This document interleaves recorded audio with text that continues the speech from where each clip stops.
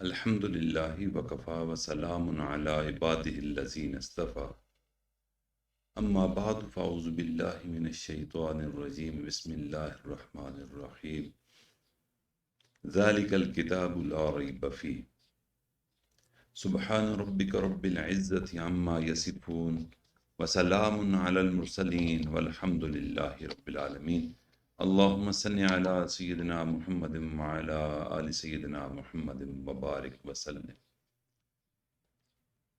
سامعین محترم، اس وقت پورے عالم اسلام میں بلکہ جہاں جہاں مسلمان بستے ہیں، رمضان المبارک کی تراویح کے اندر روزانہ عشاء کی نماز کے بعد قرآن پاک کی تلاوت امام صاحب فرما رہے ہیں، سامعین سن رہے ہیں، اور قرآن کی ختمات کی تقاریب وہ آخری عشرے میں کثرت سے ہوتی ہیں۔ تو عاجز نے بھی یہ خیال کیا کہ یہ 2-3 نشستیں قرآن کی بزرگی پر، قرآن کی عظمت پر اور قرآن کے معجزات اور اعجاز پر ہو جائے، تاکہ اللہ رب العزت اس قرآن سے ہمیں مضبوط نسبت عطا فرما۔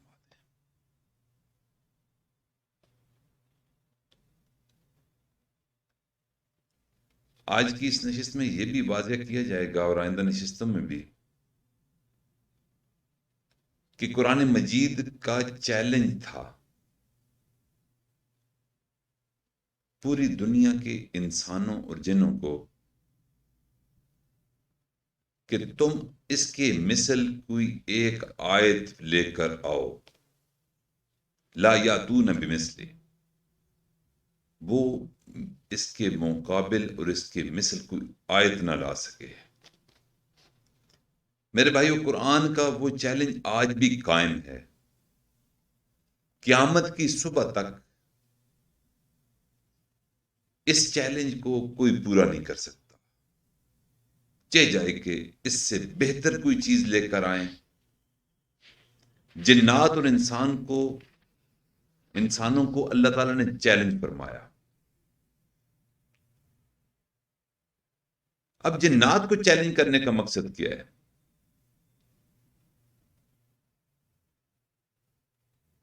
جنات کو چیلنج کرنے کا مقصد یہ ہے کہ اہل عرب نبی علیہ الصلوۃ والسلام کی بعثت سے قبل یہ سمجھتے تھے کہ ہر قادر الکلام شاعر کے پیچھے اور اس کے تابع ایک جن ہے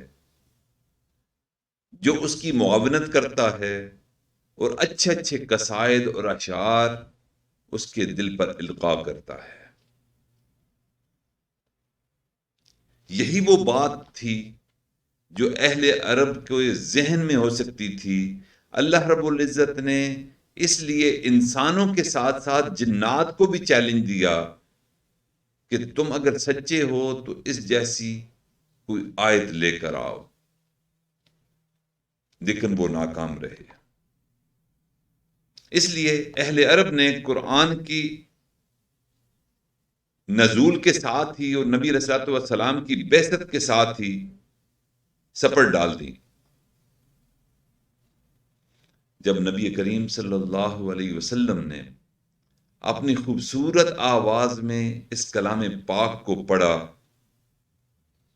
تو عربوں کو اندازہ ہو گیا کہ اس کا اعجاز کیا ہے اور قرآن کے اثرات کیا ہیں، اور واقعی ہم محسوس کر سکتے ہیں کہ یہ اللہ کا کلام ہے، اور کوئی بھی دنیا کا فرد جو ذوق رکھتا ہو اچھے کلام کا، وہ اس پر یقین کیے بغیر نہیں رہ سکتا کہ یہ اللہ کا کلام ہے اور نازل کرتا ہے۔ اس لیے اہل عرب جو تھے، مشرکین مکہ، وہ اس کے سامنے بے بس ہو کر اپنے متعلقین کو، اپنے ماتحت لوگوں کو، اور حج کے موقع پر جو اطراف سے عرب اقوام کے لوگ آتے تھے، پڑاؤ ڈال کر باقاعدہ بیٹھ جاتے تھے ان کے چیلے، اور وہ بتایا کرتے تھے کہ تم جا رہے ہو مکہ مکرمہ، وہاں ایک محمد بن عبداللہ ہے، اس سے تم نے ملاقات نہیں کرنی اور اس سے کلام نہیں کرنا، کیونکہ اس کے کلام میں جادو ہے، اس کے کلام میں سحر ہے، تم وہ سنو گے کلام بے خود ہو جاؤ گے، تم پر جادو ہو جائے گا۔ اور پھر ہرزہ سرائی کرتے تھے کہ یہ وہ کلام ہے جو بھائی بھائی کے درمیان تفرقہ ڈالتا ہے، یہ وہ کلام ہے جو میاں بیوی کے درمیان تفرقہ ڈالتا ہے، یہ وہ کلام ہے جو باپ اور بیٹے کے درمیان تفرقہ ڈالتا ہے، انتشار ڈالتا ہے، خاندانوں کے درمیان تفریق ڈالتا ہے، اقوام کو منتشر کرتا ہے۔ یوں وہ کھڑے ہو کر، رستے میں کھڑے ہو کر حجاج کے قافلوں کو بدظن کیا کرتے تھے، لیکن اس کے باوجود کبھی کبھی اس کی کچھ آیتیں جب اہل عرب کے گوش گزار ہو جاتی، جو اسلام کا شدید دشمن ہوتا، لیکن انہیں سنتے ہی اعجاز قرآن کے سامنے بے بس ہو جانا پڑتا تھا، اور قبول اسلام کے علاوہ ان کے پاس کوئی چارہ نہیں بچتا تھا۔ اس لیے اس کے کلام کو سنتے ہی ان کو یقین ہو جاتا تھا کہ یہ کلام کسی انسان کا نہیں، یہ کلام کسی جن کا نہیں، بلکہ یہ خالق کائنات کا کلام ہے، جو نبی علیہ الصلوۃ والسلام کی لسان فیض ترجمان سے جاری ہوا۔ ہم حیران ہوتے ہیں کہ قرآن کی تلاوت جب ہوتی تھی تو کیسے کیسے سخت دل لوگ، شقی القلب، جو زمانے جاہلیت میں جہل کے کاموں میں بہت آگے بڑھے ہوتے تھے، لیکن جب وہ نبی علیہ الصلوۃ والسلام کی زبان مبارک سے یا قرآن پاک کی تلاوت سنتے تو ان پر ایسا اثر آتا کہ وہ ہر چیز کو چھوڑ کر، عزیز رشتہ داروں کو چھوڑ کر، ہر قسم کی قربانی دینے کے لیے تیار ہو جاتے اور دار ایمان میں داخل ہو جاتے۔ روایتوں میں آتا ہے کہ ایک دن عمر بن الخطاب رضی اللہ عنہ جو تلوار سونتے ہوئے نکال کر تلوار نیام سے گھر سے باہر نکلے، صفا کے پاس نبی علیہ الصلوۃ والسلام اور ان کے کچھ غربا ساتھی جمع تھے۔ راستے میں ایک شخص ملا جس نے آپ سے پوچھا، عمر کہاں کا ارادہ ہے؟ کہنے لگے کہ محمد صلی اللہ علیہ وسلم کے خاتمے کے ارادے سے نکلا ہوں، اس نے قریش میں تفریق ڈال دی ہے، ان کے عقل مندوں کو اور حکمت والوں کو بے وقوف قرار دیا ہے، اور ان کے دین میں عیب نکالا ہے، اور ان کے معبودوں کو برا بھلا کہا ہے۔ پوچھنے والے نے پوچھا، عمر بن الخطاب نے بتایا۔ جب پوچھنے والے نے عمر کا یہ جواب سنا تو کہنے لگا، عمر تمہیں تیرے نفس نے دھوکے میں مبتلا کر رکھا ہے، کیا تم یہ سمجھتے ہو کہ اگر تم نے محمد صلی اللہ علیہ وسلم کو قتل کر دیا تو عبد بنی مناف تمہیں چھوڑے گا؟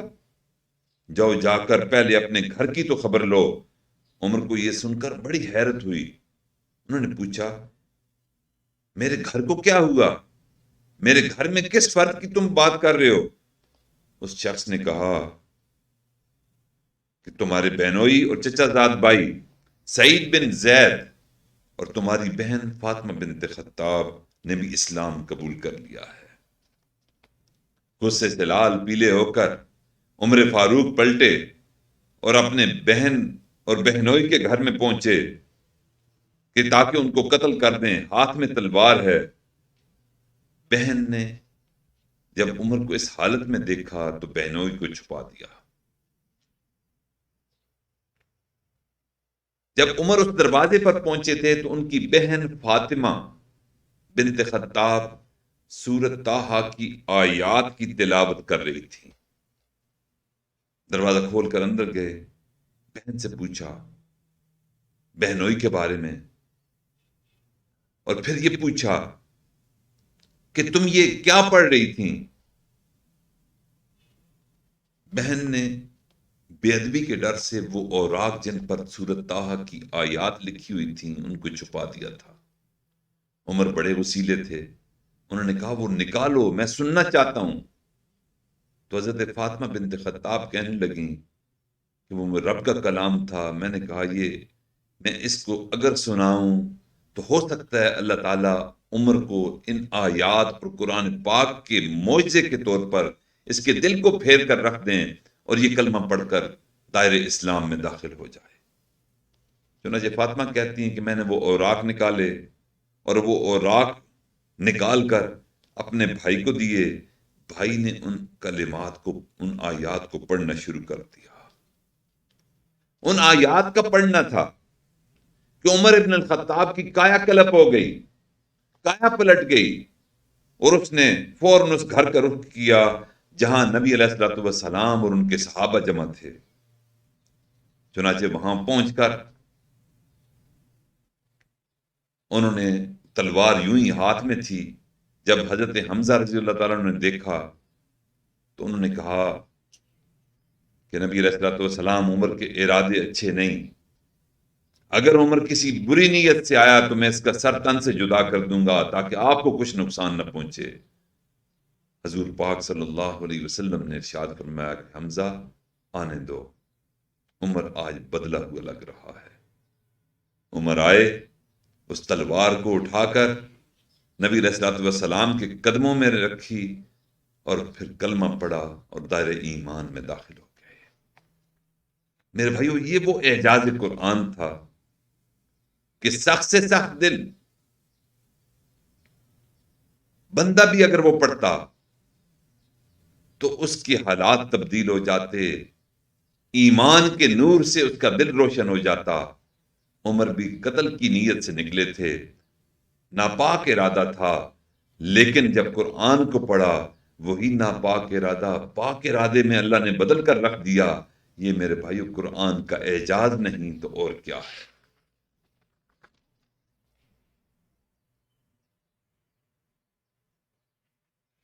بیعت عقبہ کی حدیث میں ہے کہ رسول اللہ صلی اللہ علیہ وسلم نے مصعب بن عمیر رضی اللہ تعالیٰ عنہ کو مامور فرمایا کہ وہ اصحاب عقبہ کے پاس یثرب جائیں تاکہ انہیں قرآن پڑھا سکیں اور اسلامی احکام سکھائیں۔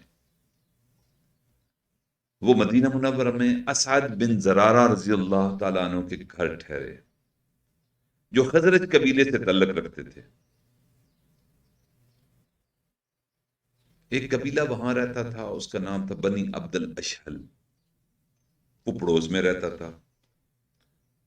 مصعب نے اسد سے کہا کہ اسد کیا خیال ہے بنی عبد الاشہل کی طرف نہ جائیں، ہو سکتا ہے کہ وہ اسلام کو قبول کر لیں۔ یہ دونوں چل پڑے اس قبیلے کی طرف، جہاں قبیلہ رہتا تھا وہاں پہنچے۔ قبیلے کے سردار کا نام تھا سعد بن معاذ، اور اس کا ایک مقرب تھا، نائب تھا، اس کا نام تھا اسید بن حذیر۔ جب ان دونوں کو اطلاع ملی کہ مصعب اور اسد آئے ہیں تو ان کے دل تنگ ہوئے اور قبیلے میں ان کے آنے کو پسند نہیں کیا۔ سعد بن معاذ نے اسید بن حذیر سے کہا کہ تم جا کر ان سے بات کرو اور ان کو ڈانٹ دو اور ہمارے گھر کی طرف آنے سے ان کو منع کر دو۔ اگر اسد بن زرارہ سے میری قریبی رشتہ داری نہ ہوتی، جیسا کہ تم جانتے ہو، تو میں خود اسے روک دیتا اور تمہیں کہنے کی ضرورت نہ پڑتی، وہ میرا ماموں زاد بھائی ہے۔ اسید گیا، ہاتھ میں بھالا ہے، اور بھالا لے کر دونوں کے پاس گیا اور دھمکی دیتے ہوئے کہنے لگا کہ تم ہمارے ضرورت مندوں کو اور کمزور لوگوں کو ورغلانے کے لیے آئے ہو، اگر جان کی خیر چاہتے ہو تو فوراً واپس چلے جاؤ۔ مصعب بن عمیر رضی اللہ تعالیٰ عنہ نے کہا کہ تھوڑی دیر بیٹھ کر میری بات سن لیجئے، اگر پسند آئے تو قبول کر لیجئے، اگر پسند نہ آئے تو نہ قبول کیجئے۔ اسید نے کہا کہ ٹھیک ہے، مناسب بات ہے۔ اس نے اپنے بھالے کو زمین میں گاڑا اور اس سے ٹیک لگا کر مصعب کی بات سننے لگ پڑا۔ اب مصعب نے کوئی اور بات نہیں کی، اسلام کی دعوت نہیں دی، صرف اتنا کہا کہ یہ وہ کلام ہے جو ہمارے رب نے ہمارے پیغمبر علیہ الصلوۃ والسلام پر نازل کیا ہے، میں اس کی کچھ آیات تمہارے سامنے پیش کرتا ہوں، پڑھتا ہوں۔ اب حضرت مصعب تلاوت کر رہے تھے، اسید سن رہا تھا۔ اس کلام کی تاثیر کو دیکھیے کہ وہ جو لڑنے مرنے کے لیے آیا تھا، جس کو سردار نے سخت جملے دے کر وہاں سے بھیجا تھا اور جس نے آتے ہی دھمکی بھی دی، چند آیات مصعب کی منہ مبارک سے نکلنے تھے، اللہ کے کلام کا اثر ہو گیا اور اس نے وہیں اسلام کر لیا، اور اسلام کو قبول کرنے کے بعد جب وہ واپس قبیلے گیا تو انہیں دیکھتے ہی اندازہ ہو گیا کہ اسید کا چہرہ بدلا ہوا ہے۔ پھر اس نے اسد بن سعد بن معاذ کو بھی ساتھ لیا اور ان دونوں مل کر اپنے ماموں زاد بھائی اسد بن زرارہ کے پاس گئے۔ سعد نے غصہ اور ناپسندگی کے انداز میں کہا، اے ابو امامہ، اگر تم سے میری قرابت داری نہ ہوتی تو تمہارے ساتھ میرا یہ رویہ نہ ہوتا۔ کیا تم ایسی چیز ہم پر تھوپنا چاہتے ہو جسے ہم ناپسند کرتے ہیں؟ اسد بن زرارہ خاموش رہے اور خاموش رہتے ہوئے اپنے ساتھی مصعب کی طرف اشارہ کیا۔ حضرت مصعب نے ان سے تھوڑی دیر بیٹھ کر اپنی بات سن لینے کی درخواست کی۔ پھر معجزہ نبوی ہوا، معجزہ قرآن ہوا، قرآن کی کچھ آیتیں تلاوت کی، وہ آیتیں سیدھی کی سیدھی ابن معاذ کے سینے میں اتر گئیں اور اس کے دل پر اثر کیے بغیر نہ رہ سکیں۔ غفلت، حجابات، ضلالت، گمراہی، بے ایمانی کے سارے پردے چاک ہو گئے اور اسد بن زرارہ اور سعد بن معاذ کلمہ پڑھ کر مسلمان ہو گیا، اور باقاعدہ اعلان کیا اس نے۔ پھر اسید کے ساتھ سعد بن معاذ بھی اپنے قبیلے کی طرف گیا اور قبیلے کے سارے لوگوں کو، مردوں کو، عورتوں کو اکٹھا کر کے پوچھا، اے بنی عبد الاشہل، میرے بارے میں تمہارا کیا خیال ہے؟ سب نے جواب دیا، آپ ہمارے سردار ہیں اور ہم سب سے آپ کی رائے بہتر ہوتی ہے، بہتر رائے والے ہیں۔ انہوں نے سب کے سامنے اپنے اسلام کو پیش کیا اور شام ہوتے ہی ہوتے پورا قبیلہ بنی عبد الاشہل مسلمان ہو گیا۔ میرے بھائیو، یہ وہ تاثیر تھی، یہ وہ معجزہ تھا، یہ وہ اعجاز قرآن تھا کہ قرآن کی چند آیتیں لوگوں کے قلوب کو منور کر دیا کرتی تھی۔ میرے بھائیو، اسی طرح روایتوں میں آتا ہے کہ ایک تھے جبیر بن مطعم بن عدی، وہ ایک مشرک کا فدیہ ادا کرنے کے لیے غرض سے رسول اللہ صلی اللہ علیہ وسلم کی خدمت میں حاضر ہوئے۔ فدیہ ادا کرنا تھا۔ جب آپ کے پاس پہنچے، اتفاق تھا کہ اس وقت حضور نبی کریم صلی اللہ علیہ وسلم سورۃ طٰہٰ کی تلاوت فرما رہے تھے، اور اس وقت الفاظ کن آیات پر آقا پہنچے ہوئے تھے؟ جب اس ارشاد باری پر پہنچے کہ ان عذاب ربک لواقع ما لہ من دافع، یہ سورۃ طور کی آیات نمبر 7 اور 8 تھی۔ تیرے رب کا عذاب ضرور واقع ہونے والا ہے جسے کوئی روکنے والا نہیں۔ ان آیات کا سننا تھا کہ مطعم بن عدی جو کسی اور مقصد کے لیے آیا تھا، کسی مشرک کا فدیہ دینے کے لیے نبی علیہ الصلوۃ والسلام کی خدمت میں حاضر ہوا تھا، اتفاق سے یہ آیات چل رہی تھیں، یہ سورۃ طور کی آیات کا سننا تھا کہ اس کے جسم پر کب کبھی طاری ہو گئی، عذاب کا خوف اس پر مسلط ہو گیا۔ مسلط جب ہوا اور نبی علیہ الصلوۃ والسلام کے چہرے مبارک کی طرف دیکھا اور آپ کی زبان مبارک سے ان آیات کا سننا تھا کہ ایمان نبی علیہ الصلوۃ والسلام کی لسان سے مطعم کے دل میں پیوست ہو گیا، اور فوراً کہنے لگا کہ مجھے ڈر لگ رہا ہے کہ کہیں مجھ پر عذاب نہ آ جائے۔ اے نبی محترم صلی اللہ علیہ وسلم، مہربانی فرما دیجئے، مجھے کلمہ پڑھ کر دائرہ ایمان میں داخل کر دیجئے۔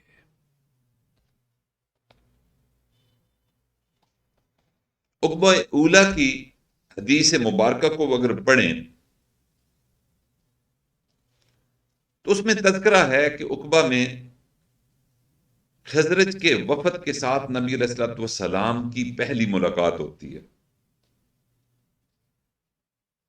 وہ بنی خزرج کے لوگ نبی علیہ الصلوۃ والسلام کی منہ مبارک سے لسان نبوت سے چند آیات انہوں نے قرآن پاک کی سنی تھی، جو ہی سننا تھا انہوں نے اسلام کو قبول کر لیا۔ پھر جب وہ چند افراد واپس گئے بنی خزرج کے، تو انہوں نے وہاں مدینہ منورہ پہنچ کر ایک ایک فرد کو وہ آیات سنائیں، جس کے نتیجے میں مدینہ منورہ کے ایک ایک گھر میں قرآن پاک کی آیات پہنچ گئیں۔ اس لیے کہا گیا کہ دوسرے علاقے تو تلوار کے ذریعے فتح ہوئے اور مدینہ قرآن پاک کے ذریعے فتح ہوا۔ میرے بھائیوں، اسی قرآن کا اعجاز آج بھی قائم ہے۔ ہم نے اس کی تلاوت چھوڑ دی، اس کا ادب چھوڑ دیا، اس کی تعلیمات کو پڑھنا چھوڑ دیا، قرآن پاک کو سمجھنا چھوڑ دیا، قرآن پاک کا ترجمہ ہمیں نہیں آتا، علماء کے پاس جا کر ہم اس ترجمے کو اگر پڑھ بھی لیتے ہیں تو تفسیر نہیں پوچھتے، جس کی وجہ سے میرے بھائیوں ہمارے دل پر میل آ گئی۔ ہم جتنی تلاوت کریں گے، جتنا اس کے پیغام کو سمجھیں گے، اتنے ہمارے دل کی میل اترے گی۔ اللہ رب العزت سے دعا ہے کہ اللہ تعالی ہمیں سب کو قرآن پاک سے وابستہ فرمائے۔ وآخر دعوانا ان الحمد للہ رب العالمین۔ دعا مانگ لیجیے۔ سبحان ربی الوہاب، اللہم صلی علی سیدنا محمد وعلی آل سیدنا محمد وبارک وسلم۔ ربنا آتنا فی الدنیا حسنہ وفی الآخرۃ حسنہ وقنا عذاب النار وادخلنا الجنۃ مع الابرار۔ یا عزیز یا غفار یا ارحم الراحمین، یا اللہ ہم آپ کے عاجز مسکین بندے ہیں، ہمارے گناہوں کو معاف فرما، خطاؤں سے درگزر فرما، سیئات کا خاتمہ فرما، دن اور رات میں کیے گناہوں کو معاف فرما، بھولے یاد گناہوں کو معاف فرما، تنہائیوں محفلوں میں کیے گناہوں کو معاف فرما، ارادہ بے ارادہ کیے گناہوں کو معاف فرما۔ میرے مالک ہمارے عیبوں کی پردہ پوشی فرما، نظروں کو پاک فرما، دلوں کو صاف فرما، سینے میں اپنی محبتیں پیدا فرما، اپنے عشق کی آتش سے ہمارے قلوب کو منور فرما، قرآن کی تلاوت سے ہمارے دل کو روشن فرما، نبی علیہ الصلوۃ والسلام کی محبت سے ہمارے دلوں کو لبریز فرما، انگ انگ بوٹی بوٹی ہڈی ہڈی میں اپنا ذکر جاری فرما۔ اے کریم آقا مہربانی فرما، قرآن سے ہمیں پکا تعلق عطا فرما۔ رمضان میں جو تلاوت ہم کرتے ہیں اس کو پورا سال جاری رکھنے کی توفیق عطا فرما۔ قرآن کے ایک ایک حرف پر ہمیں اجر عطا فرما، ایک ایک لفظ پر بے پناہ اپنا فضل فرما۔ یا اللہ اس پیغام کو سمجھنے کی توفیق عطا فرما، اس کے انوارات سے ہمارے یا اللہ دلوں کو منور فرما۔ کریم آقا اس کے اسرار اور رموز ہمیں سمجھنے کی توفیق عطا فرما، ترجمہ اور تفسیر کے ساتھ پڑھنے کی توفیق عطا فرما۔ اے میرے مالک، قرآن تو لوگوں کے قلوب کو بدل دیا کرتا تھا، میرے مالک ہم یہ اتنے سخت دل ہو گئے، ہمارے دل پر اس کا اثر اتنا نہیں ہوتا جتنا ہونا چاہیے۔